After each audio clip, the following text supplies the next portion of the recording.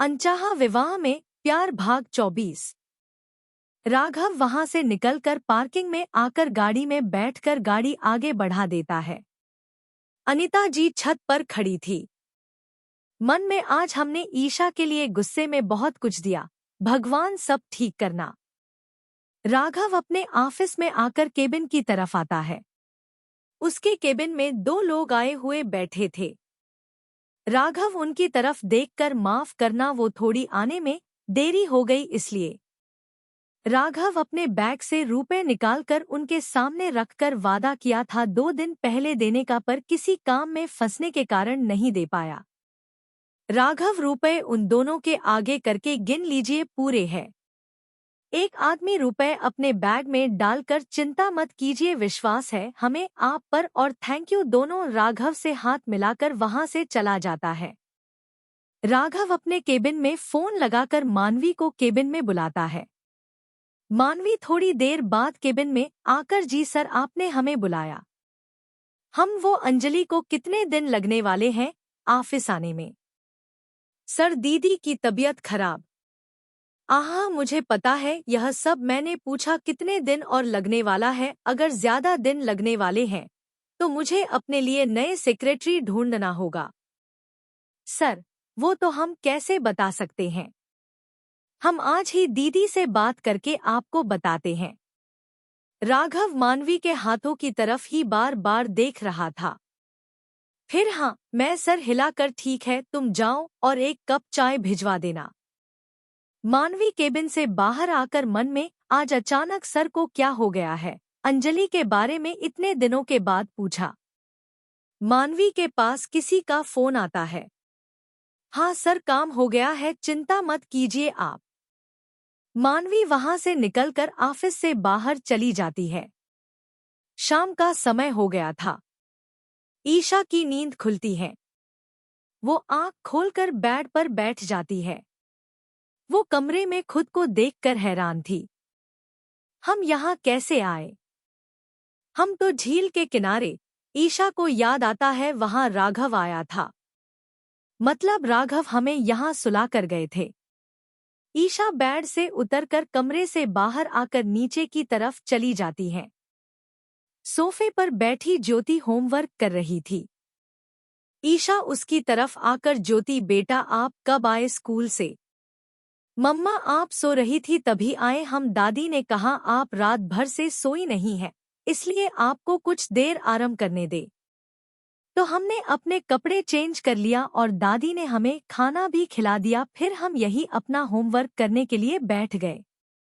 ईशा ज्योति की बात सुनकर उसके गाल पर हाथ रखकर, बेटा वो आपको अपनी मम्मा का काम पता है ना, इसलिए कभी कभी उन्हें सोने में देरी हो जाती है। इट्स ओके मम्मा, आपकी वजह से ही मैं यहाँ हूँ। आप चिंता मत कीजिए, हमें आपसे कोई शिकायत नहीं है। ईशा ज्योति की बात सुनकर उसे अपने गले लगा लेती है। दरवाजे की डोरबेल बजने की आवाज आती है। ईशा उठकर दरवाजा की तरफ आती है। दरवाजा खोलती है। सामने खड़ी मधु जी को देखकर, चाची जी आप।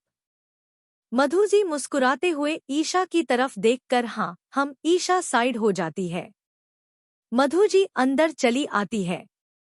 ज्योति मधु जी को देखकर खुश होकर सोफे से नीचे उतरकर मधु जी की तरफ भागकर आती है और उनके गले लग जाती है।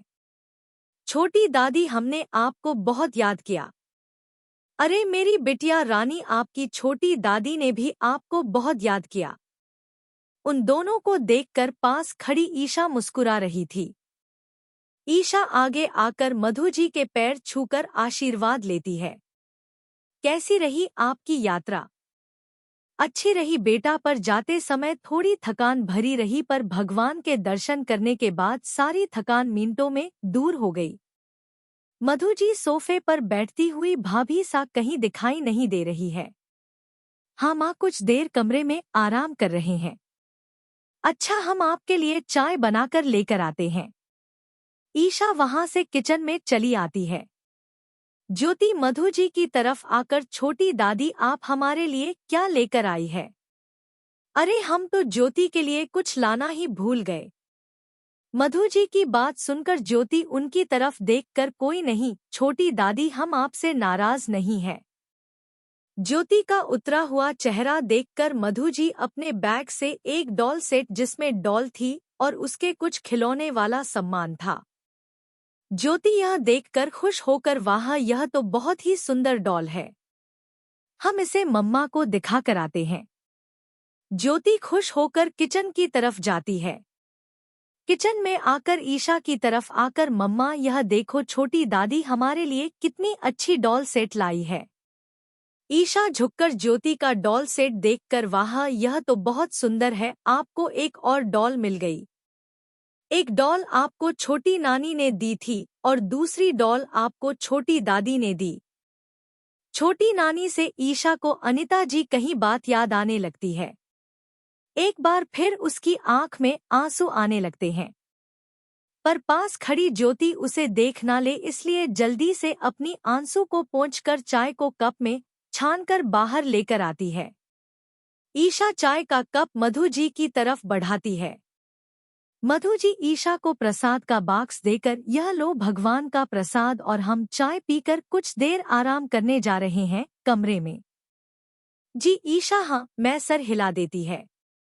ज्योति को अपनी न्यू डॉल मिल गई थी इसलिए उसे लेकर पूरे घर में घूम रही थी वो। राघव घड़ी में समय देखता है, अब तक तो ईशा जी उठ गई होगी। राघव ईशा को फोन लगाता है। ईशा किचन में सब्जी कट कर रही थी। अपना फोन की आवाज सुनकर वो डाइनिंग टेबल की तरफ आती है। हाँ राघव बोलो। तुम ठीक हो ना ईशा? हम बिल्कुल ठीक है राघव, आप चिंता मत कीजिए। अगले भाग में कैसा लगा आज का भाग जरूर बताएं और रेटिंग समीक्षा जरूर दें। धन्यवाद।